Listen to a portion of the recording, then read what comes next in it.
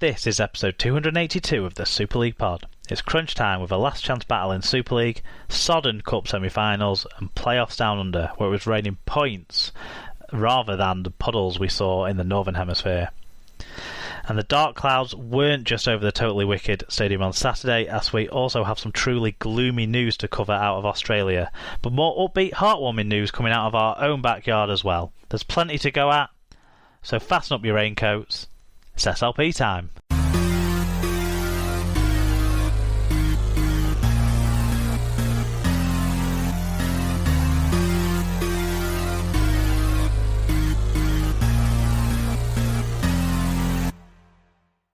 Hello listeners, welcome along to episode 282 of the Super League pod. This week we have a special guest host, David, St David, as everyone knows him off of the Twitter, joins us. Hi David, welcome back to the show. Hi Mark, thank you very much for having me back. Yeah, I mean I thought we'd have you on to talk about a derby week, but it wasn't. We'll get to the Wigan Saints derby later on, but it was the least derby week of all derby weeks. But it was indeed. It wasn't not the highlight of the week, Mark. Not even for me as a Saints fan was it the highlight of the week. The semi-finals were a far more interesting spectacle than what went before. Well, I'll tell you what, I've had a nightmare of a sporting week, and this is like the sort of moment to close off what has been a horror of a sporting week, what with Wigan losing twice, Lancashire losing in a semi-final as well as Wigan losing in a semi-final, whatever happened at Old Trafford yesterday, but we can throw that over to whatever happened to Liverpool as well for you, David. Yeah, indeed. I was hoping we might avoid any football conversation whatsoever today. That's the extent of it there. And then even my NFL team didn't get to save me because they had their game called off due to coronavirus in the opposition camp of the Steelers were meant to be playing the Tennessee Titans. So, it's not only in rugby league that we're having games suspended or cancelled or postponed or what have you due to coronavirus. Everyone needs to remember that next time they want to call our sport into particular criticism. It even happens in the very top of sports at the moment, unfortunately. But we will not talk about any of those other sports, and we're only going to talk about rugby league now. Before we talk a bit more about rugby league, I need to let everyone know that this episode is sponsored by Rob's Toy Shop. Find a wide range of toys, gifts, rugby league birthday cards and more at Rob's Toy Shop on eBay. Visit stores.ebay.co.uk/Rob's Toy Shop, and on orders over £5 you can earn 5% cash back, and also 1% of your order value will go to SLP. You just have to put SLP discount at checkout. So thanks to our sponsor, and get all the details for how to use that discount on our episode blog post at superleaguepod.com. David, the not talking about other sports show that we're going to go through now. Actually, no, before we don't talk about any other sports, what on earth was Dane Villas doing bowling Livingston with the short boundary? Unbelievable. I don't know. He got carted all over the place. Like Parkinson had just bowled an amazing over to get Lancashire back into the game, and then surely he had to go to keep Mahmood to keep any sort of chance of anyway. Anyway, yeah, that was bad. The Eagles won anyway, as my NFL team managed to win, which cheered me up marginally. Yeah, because it was only marginal as well, really. They don't look great this year. It was very marginal. Hey, we're top of our division, Mark. Top of our division. With a 1-1 record, you're top of the division. That is a first round loss in the playoffs waiting to happen. And it will do. But I'm sure people didn't come for us kind of getting the rest of the sporting world off our chest, but I just felt I needed to, if I'm being, if this is a moment of catharsis about the last week, I needed to get that bit off my chest before we went any further. Yeah. But when we move on in a second to the news, we'll be talking about the Sam Burgess saga, which is no sort of laughing matter, no positive matter at all out of that. There is some nicer stories in the news that we'll cover too. And then it's games, really. We've got 6 Super League games to talk about, 2 Challenge Cup semi-finals, and the NRL, where it was the first round of the playoffs and the first round of the Women's NRL. Before, David, we get you involved in our guesses for next week's matches. And I've got a quiz for you that is on the theme of Welsh Rugby League in the week that we've heard that there's going to be a statue celebrating 3 Welsh greats. They just haven't picked which 3 yet because the public get to vote. But yeah. Could we do something in Welsh Rugby League from the 1970s and 80s? Because I might know a little. Most of them played for St Helens at that time, and I might know a little bit about unfortunately, I don't think any of the ones that are going to be on the statue played for St Helens in the 70s or 80s. Certainly one of them's son did, but but yeah. But we'll get to that. We've got probably a couple of hours of rugby league chat before we get to the quiz, but we're now going to first of all crack things off with news from around the world of rugby league.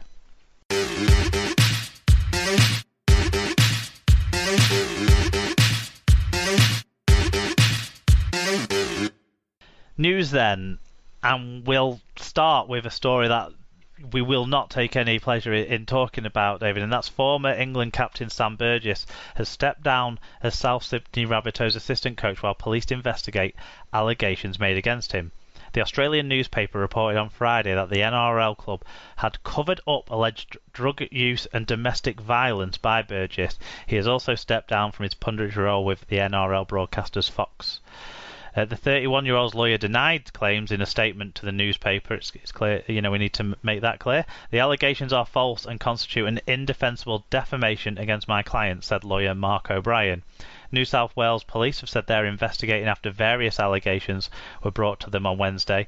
NRL chief executive Andrew Abdo said the league is also conducting its own investigation. The Rabbitohs said in a statement that the allegations against Burgess are very concerning and they are treating them with the utmost seriousness.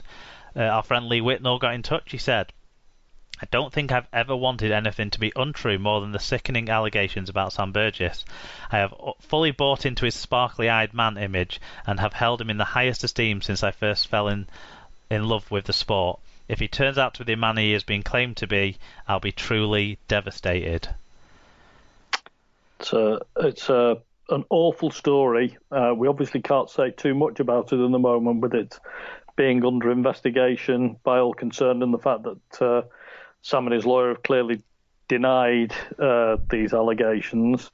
I think Lee says everything that I would like to say, that Burgess has been a hero, I think, to all English rugby league players over his time playing, and it would be horrendous if it turned out to be true. Yeah, I mean, there's going to be some difficult kind of thoughts for people who, like you say, if we all seen Sam Burgess as someone to look up at as the pinnacle of our of Super League's achievement within the NRL sort of thing. In a way, he became the greatest in his position, arguably for a period there in the sort of mid-teens, and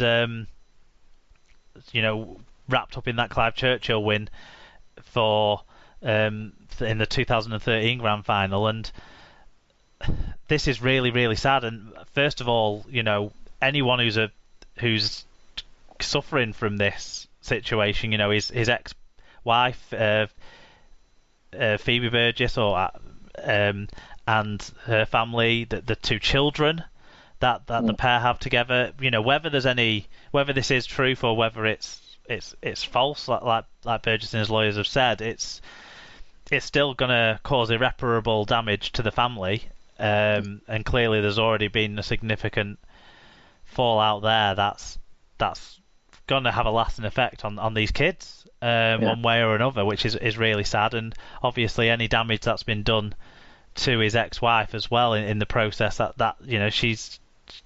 that's awful. The initial allegations that came out, it seems like the Australian has done a very thorough investigation around this. 4 months, lots of sources of information used to put together. So it does seem like they've done as much as they can to substantiate what they believe to be true. The first allegations that came out were these very, very serious ones, the ones of the drug use that was covered up by the club. If that's the case, there's going to be cases to answer throughout that South Sydney Rabbitohs organisation. And then also the domestic violence allegations, which clearly are serious criminal, potentially criminal sentences from allegations like that. So that's all needs to be investigated properly and thoroughly, and they're very serious stuff. What then sort of followed was almost like a complete character assassination of Sam Burgess in the Australian newspaper over the next couple of days, where they released more stories about sort of sexting scandals and an affair he had, and those things would be certainly morally beyond what I would deem acceptable. People are flawed and stuff like that. I think but you don't want to see people step out and do things that are going to hurt people, but at the end of the day, that isn't as serious an allegation as the ones the day before. And then followed up with the stuff about the gambling problems that he had and how he used that to kind of control things in the house, as the allegations and the spending and things like that, which all wrapped together to kind of create a character around Burgess that would kind of almost be created to support the original very, very serious allegations, wasn't it? So it's very worrying that there could be a lot of people involved in this kind of cover-up and this kind of excusing his behaviour because he was such a star player, and ultimately these offences that he's committed, some of these crimes, some of them that is committed, are just beyond reasonable kind of mitigation at all. It really takes a shine off Sam Burgess, the player. Yeah, I mean, I think obviously we'll have to wait and see how this whole thing pans out. But if true, then one of our heroes has very certainly got feet of clay, and no rugby league fan would want to even try to justify support Burgess in those circumstances. It would be horrendous and very bad for the sport. I mean, clearly very bad for the sport. We've had too many incidents of players being involved in appalling behaviour like this off the field, and we can really, really do without it, and without having those sorts of people playing our game. Yeah, and there's going to have to be decisions made about his future involvement in the sport in a non-playing capacity, isn't there? And we'll see how this plays out sort of criminally first before the NRL maybe make their judgments on this, and see how it has wider implications for the South Sydney Rabbitohs. But we've like you say, we've seen too many instances, and when someone of the highest profile, a profile that probably transcends our sport, on both sides of the rugby world, it's appalling. Let's move on to, I think, something that's can be received more warmly, a bit more positively. Yes, the Rugby Football League has launched a 4-point plan to make the sport more inclusive. The scheme, Rugby League versus Discrimination, Tackle It, has been launched to coincide with the start of Black History Month. It aims to widen the sport's reach and impact, diversify the game's talent pool, improve the culture, and encourage reporting of discrimination. The RFL has set up an Inclusion and Diversity Advisory Board chaired by Dr. Rimla Akhtar, an RFL non-executive director, who said Rugby League has an opportunity now to become a genuinely anti-racist and anti-discrimination sport. In our 125th year, we are still not fully representative of our communities. Across all aspects of the game, we continue to miss out on immense talent, passion, skills and experience, as well as opportunities to connect, learn, grow, expand. I am confident in our ability to challenge ourselves and to change. So that sounds like a very positive positive initiative, Mark. I'm not quite sure yet exactly what actions they're going to take as part of this, but certainly it's set in the right spirit. Yeah, they've kind of laid out what they want to achieve, and so then the next stage you would think is actually demonstrable actions that work towards achieving that. I think we know that our sport has got a good record with inclusivity. I mean, you